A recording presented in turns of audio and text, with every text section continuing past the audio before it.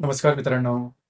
कन्या राशीचा जो स्वामी आहे बुध, त्याचप्रमाणे रवी आणि शुक्र हे जे तिन्ही ग्रह आहेत, या तिन्ही ग्रहांची युती कन्या राशीमध्येच सप्टेंबर महिन्यामध्ये होणार आहे.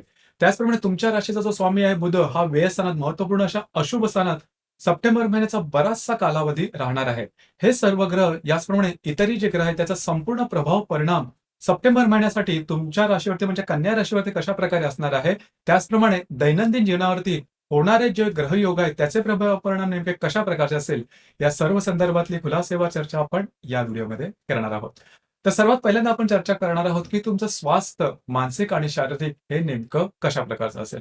जसं की तुमच्या राशीचा जो स्वामी आहे बुध, जो की तुमच्या लाभ स्थानामध्ये भ्रमण करतोय, 5 तारखेनंतर व्ययात भ्रमण करेल आणि दिनांक 24 तारखेनंतर हा तुमच्याच राशीमध्ये भ्रमण करणार आहे.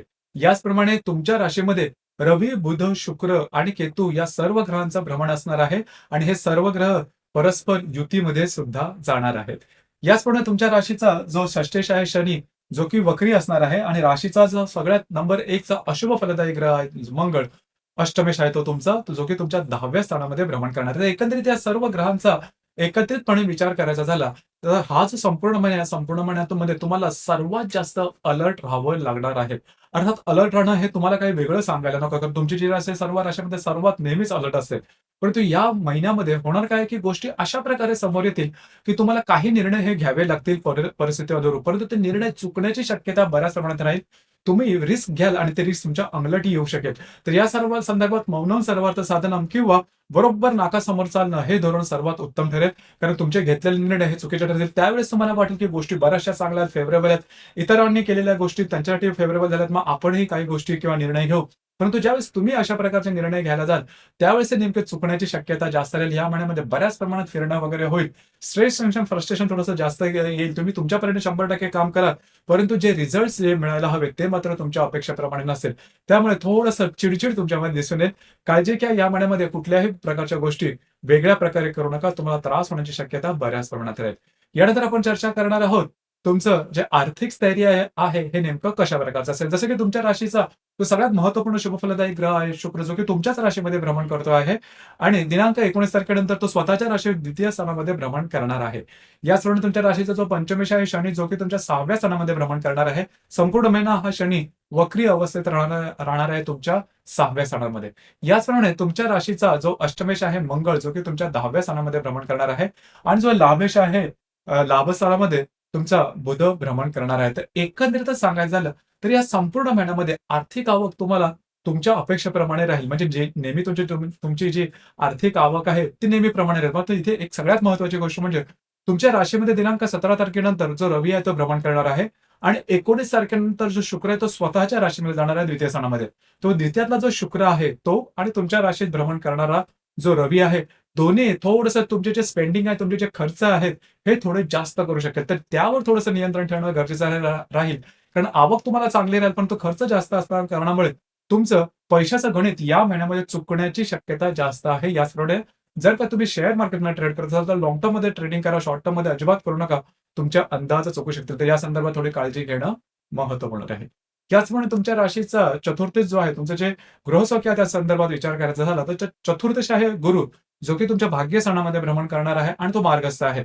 तर घरातल्या ज्या व्यक्ती असेल त्यांच्याबरोबर तुमचं जे बॉन्डिंग असेल ते अतिशय चांगलं राहील. घरातल्या व्यक्तींबरोबर कुठे बाहेर फिरायला जाण्याचा योग सुद्धा संभवतो. त्याचप्रमाणे लव्ह लाईफ बद्दल सांगायचं झालं, तर तुमच्या राशीचा जो पंचमेश आहे शनी, जो की तुमच्या 6व्या स्थानामध्ये भ्रमण करतोय, वक्री असणार आहे आणि तुमच्या 5व्या स्थानामध्ये मंगळाची 8वी दृष्टी सुद्धा येणार आहे. तिथे 2-3 गोष्टी महत्त्वाच्या राहतील. जर तुम्ही रिलेशनशिपमध्ये असाल, तर थोडेसे वादविवाद होतील. चहाच्या कपातील ज्याला आपण वादळ म्हणतो, ती थोडी होऊ शकतील आणि सगळ्यात महत्त्वाचं म्हणजे तुमच्या राशीमध्ये होणारे बरेचसे ग्रह जमा होणार आहेत. तिथे ग्रहणाचा सुद्धा थोडासा हे आहे, प्रभाव असणार आहे. त्यामुळे थोडंसं तुमची मानसिकता बिघडल्यासारखे वाटेल आणि त्याचा प्रभाव परिणाम तुमच्या वैयक्तिक नातेसंबंधावरती जाणवेल. तर त्या संदर्भात थोडंसं स्वतःला समजून घेणं जास्त महत्त्वपूर्ण राहील. याचप्रमाणे ज्या गर्भवती महिला आहेत त्यांनी सुद्धा स्वतःच्या आरोग्याकडे लक्ष द्या. आरोग्याच्या संदर्भातले कुठल्याही प्रकारचे त्रास झाले तर त्यावरती लगेचच्या लगेच डॉक्टर इलाज करणं गरजेचं राहील. एक गोष्ट मात्र खूपच चांगली आहे. तुमच्या भाग्यस्थानात असणारा जो गुरु आहे तो तुमच्या राशीला आणि तुमच्या पंचम स्थानाला पाहणार आहे. त्यामुळे गोष्टी जरी तुम्हाला वाटल्या की टोकाच्या होत आहेत, परंतु ते प्रत्यक्षात टोक गाठणार नाही, जी की खूप चांगली गोष्ट आहे. याचप्रमाणे जे विद्यार्थी वर्ग आहे त्यांच्यासाठी हा कालावधी संपूर्ण चांगला आहे. थोडासा फसवा असू शकतो. लक्षात घ्या, गेल्या काही महिन्यामध्ये तुम्हाला जाणवलं असेल की तुमच्या अपेक्षेप्रमाणे गोष्टी होत आहेत किंवा ग्रोथ तुमच्या अपेक्षेप्रमाणे होत आहे. परंतु ह्या महिन्यामध्ये गोष्टी थोड्याशा वेगळ्या जाणवतील. कारण ग्रहण असणार आहे, तर साधारण काळजी घ्या. थोडंसं ओव्हर कॉन्फिडन्समध्ये जाऊ नका. अति आत्मविश्वासापोटी तुमचं नुकसान होऊ शकेल. तर एफर्ट किंवा प्रयत्न करणं गरजेचं राहील. यानंतर वैवाहिक जीवनाबद्दल सांगायचं झालं, तर तुमच्या राशीचा जो सप्तमेश आहे गुरु, जो की तुमच्या भाग्यस्थानामध्ये भ्रमण करतोय, जी की खूप चांगली गोष्ट आहे.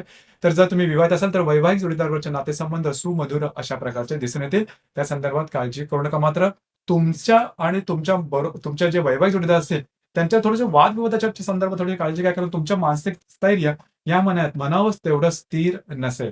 तर त्या संदर्भात थोडी काळजी घेणं महत्त्वपूर्ण राहील. कार्यक्षेत्राच्या संदर्भात सांगायचं झालं तर तुमच्या राशीचा जो दशमेश आहे किंवा कर्मेश जो आहे बुध, जो की लाभातून व्ययात आणि व्ययातून तुमच्या राशीमध्ये भ्रमण करणारे, व्ययामध्ये बरेचसे दिवस तो राहणार आहे. आणि तुमच्या दशम स्थानात किंवा कर्मस्थानामध्ये मंगळाचं सुद्धा भ्रमण आहे. ही गोष्ट अतिशय महत्त्वाची आहे.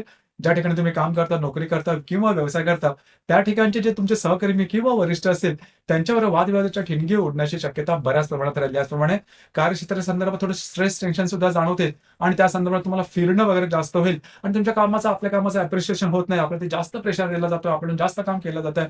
कदाचित काम वगैरे सोडण्याची किंवा जॉब सोडण्याचे तुम्हाला मनात बरेचसे विचार येतील, परंतु त्याला अजिबात बळी पडू नका. कारण तुमचे अंदाज चुकते. जसं मी सुरुवातीला सांगितलं, की तुमच्याच राशीत होणारे जे ग्रहण आहे किंवा रवी, बुध, शुक्राची युती केतूबरोबर होणार आहे, ते तुमचे जे एकंदरीत विचार आहेत, ते चुकवण्याची शक्यता बऱ्याच प्रमाणात असते. या संपूर्ण महिन्यामध्ये कुठल्याही क्षेत्राशी संबंधित महत्त्वपूर्ण निर्णय अजिबात घेऊ नका.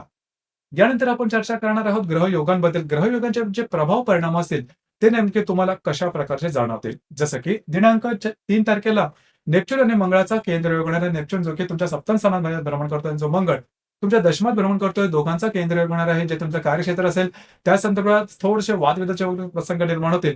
भावनेच्या आहारी जाऊन चुकीचे निर्णय घेऊ नका. याचप्रमाणे दिनांक 4 तारखेला केतू आणि शुक्राची युती होणार आहे तुमच्याच राशीमध्ये. थोडंसं तुम्हाला तुमचे जे स्पेंडिंग असेल किंवा खर्च असेल, त्यावर थोडंसं नियंत्रण ठेवणं गरजेचं राहील. ही गोष्ट महत्त्वपूर्ण राहील. जसं मी सुरुवातीला सांगितलं, आर्थिक आवक चांगली राहील, परंतु खर्च कसे, कुठे, कधी करायचे या संदर्भात थोडंसं अलर्ट राहणं महत्त्वपूर्ण राहील.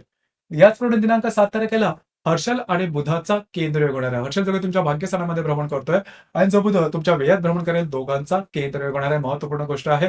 स्ट्रेस, टेन्शन, फ्रस्ट्रेशन या ज्या भावभावना त्या थोड्याशा जास्त प्रमाणात जाणवतील. चुकीचे निर्णय वगैरे घेण्याची शक्यता बऱ्याच प्रमाणात राहील. काळजी घ्या. मानसिक आरोग्याकडे लक्ष ठेवणं गरजेचं आहे. याचप्रमाणे दिनांक 15 तारखेला शुक्र आणि बुधाचा त्रिकोण योग होणार आहे. अतिशय शुभफलदायी अशा प्रकारचा हा योग राहील. गुरु जो की तुमच्या भाग्यस्थानामध्ये भ्रमण करतोय, जो शुक्र तुमच्याच राशीमध्ये भ्रमण करतोय, दोघांचा त्रिकोण अतिशय उत्तम असणार आहे. महत्त्वपूर्ण निर्णय, महत्त्वपूर्ण कामं तुमची मार्गी लागतील. तुम्ही घेतलेले निर्णय अचूक ठरतील. फिरणं वगैरे जास्त होईल. पैशाची आवक उत्तम राहील. तुम्ही स्वतःवरती काही खर्च करू शकाल. ज्याच्यामुळे हा जो योग आहे तो तुमच्यासाठी अतिशय उत्तम राहील. खास करून ज्या व्यक्ती धार्मिक किंवा आध्यात्मिक मार्गामध्ये आहेत, त्यांना काही चांगले अनुभव सुद्धा या दरम्यान येऊ शकतील. याचप्रमाणे दिनांक 18 तारखेला शनी आणि बुधाचा प्रतियोग होणार आहे. बुध जो की तुमच्या व्ययस्थानामध्ये भ्रमण करतो, जो शनी तुमच्या षष्ठ स्थानात वक्री अवस्थेत आहे. दोघांचा प्रतियोग तुमच्या मानसिकतेवरती लक्ष देणं अतिशय गरजेचं राहील. चुकीचे निर्णय घेणं किंवा प्रेशर खाली येणं किंवा प्रेशर खाली दबून जाणं, असे काही अनुभव या संदर्भात येतील किंवा जास्त अति प्रेशरमध्ये ब्लँक होणं, असे सुद्धा काही अनुभव येऊ शकतील. तर कुठल्याही प्रकारचे निर्णय मात्र चुकीचे घेऊ नका. थोडंसं मौनम सर्वार्थ साधनम या सुभाषित थोडंसं लक्षात ठेवणं गरजेचं राहील. याचप्रमाणे दिनांक 19 तारखेला रवी आणि हर्षलचा त्रिकोण योग होणार आहे. रवी जो की तुमच्याच राशीमध्ये भ्रमण करतोय, जो हर्षल तुमच्या भाग्यस्थानामध्ये भ्रमण करतोय, दोघांचा त्रिकोण उत्तम राहील. तुमची कार्यक्षेत्र जबरदस्त दिसून येईल. तुमच्यात ऊर्जा सुद्धा खूप चांगली राहील. अर्थात थोडंसं फिरणं वगैरे जास्त होऊ शकेल. याचप्रमाणे रवी आणि नेपच्यूनचा प्रतियोग सुद्धा होणार आहे. आरोग्याकडे लक्ष द्या. दिनांक 20 तारखेला होणारा जो प्रतियोग आहे तो आरोग्याच्या संदर्भात थोडे त्रास निर्माण करू शकेल किंवा वैवाहिक जोडीदार आणि तुमच्यामध्ये थोडंसं, ज्याला आपण डिफरन्स ऑफ ओपिनियन किंवा गैरसमजाची थोडेसे वातावरण तयार होऊ शकेल. याचप्रमाणे दिनांक 24 तारखेला बुध आणि हर्षलचा त्रिकोण योग होणार आहे. हर्षल जो की तुमच्या भाग्यस्थानामध्ये भ्रमण करतोय, बुध जो की तुमच्याच राशीमध्ये भ्रमण करतोय, दोघांचा त्रिकोण योग होणार आहे. काही उत्तम संकल्पना किंवा उत्तम आयडियाज तुमच्या समोर येऊ शकतील, जी की पॉझिटिव्ह असू शकते. या संदर्भात तुम्ही निर्णय मात्र जरूर घेऊ शकता. याचप्रमाणे दिनांक 25 तारखेला बुध आणि नेपच्यूनचा प्रतियोग होणार आहे. बुध जो की तुमच्याच राशीमध्ये भ्रमण करतोय, तर नेपच्यून तुमच्या सप्तमात भ्रमण करतोय, दोघांचा प्रतियोग होणार आहे. तर थोडंसं भावभावनेवरती नियंत्रण ठेवणं गरजेचं राहील. भावनेच्या आहारी जाऊन चुकीचे निर्णय मात्र या दरम्यान घेऊ नका आणि कागदोपत्री व्यवहारापासून थोडेसे लांब राहणं गरजेचं राहील. याचप्रमाणे 28 आणि 29 या 2 तारखा आहेत. या संपूर्ण महिन्यामध्ये अतिशय महत्त्वपूर्ण राहतील. कारण रवी आणि बुध या दोघांची या दोघांबरोबर केतूची युती असणार आहे. ही फार महत्त्वपूर्ण गोष्ट आहे. कारण बुध तुमच्या राशीचा स्वामी आहे आणि जो रवी आहे तो तुमचा व्ययश आहे. त्यामुळे या दरम्यान कुठल्याही प्रकारचे निर्णय म्हणजे कितीही जरी तुम्हाला योग्य वाटले किंवा अनुकूल वाटले तरी अजिबात घेऊ नका. कारण पुढे जाऊन तुम्हाला त्या संदर्भातले काही वाईट अनुभव येऊ शकतील आणि त्या अनुभवाचा जो प्रभाव आहे संपूर्ण जीवनभर तुमच्यावरती राहू शकेल. तर या संदर्भात 28 आणि 29 तारखेदरम्यान कुठल्याही प्रकारचे चुकीचे निर्णय अजिबात घेऊ नका. कारण त्याच्या खूप वेगळ्या किंवा वाईट पद्धतीचे प्रभाव पडण्यामध्ये तुम्हाला पुढच्या आयुष्यात किंवा भविष्यामध्ये दिसू शकेल. तर काळजी घेणे गरजेचं राहील. कारण मी सुरुवातीपासून जे सांगतो आहे, की ग्रहणाचा जो प्रभाव परिणाम आहे, हा तुमच्यावरती दिसून येईल. या संदर्भात अलर्ट राहा. याचप्रमाणे दिनांक 30 तारखेला शनी आणि मंगळाचा त्रिकोण योग होणार आहे. मंगळ जो की तुमच्या 10व्या स्थानामध्ये भ्रमण करतो आणि जो शनी वक्री तुमच्या 6व्या स्थानामध्ये भ्रमण करतो. दोघांचा त्रिकोण योग शुभ फलदायी खास करून कार्यक्षेत्राच्या संदर्भात राहील. कार्यक्षेत्राच्या संदर्भामध्ये नवीन-नवीन काही गोष्टी तुमच्या समोर येऊ शकतील आणि तुमचे घेतलेले निर्णय या संदर्भात अचूक ठरू शकतील. याचप्रमाणे या महिन्यातली जी अमावास्या आहे, हे दिनांक 2 तारखेला तुमच्या व्यय स्थानात असणार आहे. काळजी घ्या, व्ययातली अमावास्या ही अशुभ फलदायी असणार आहे. व्यय स्थानात अमावास्या होणार, त्याचप्रमाणे तुमच्या राशीमध्ये ग्रहणाचा प्रभाव सुद्धा या महिन्यादरम्यान जाणवणार आहे. काळजी घ्या. महत्त्वपूर्ण निर्णय घेऊ नका. वादविवादात अजिबात जाऊ नका आणि जी पौर्णिमा आहे ती 17 तारखेला होणार आहे. म्हणजे 2 तारीख आणि 17 तारीख या दरम्यान कुठल्याही प्रकारचे महत्त्वपूर्ण निर्णय घेऊ नका. तर मित्रांनो, हे होतं कन्या राशीचं सप्टेंबर 2024 करताचं संपूर्ण राशीफळ. धन्यवाद.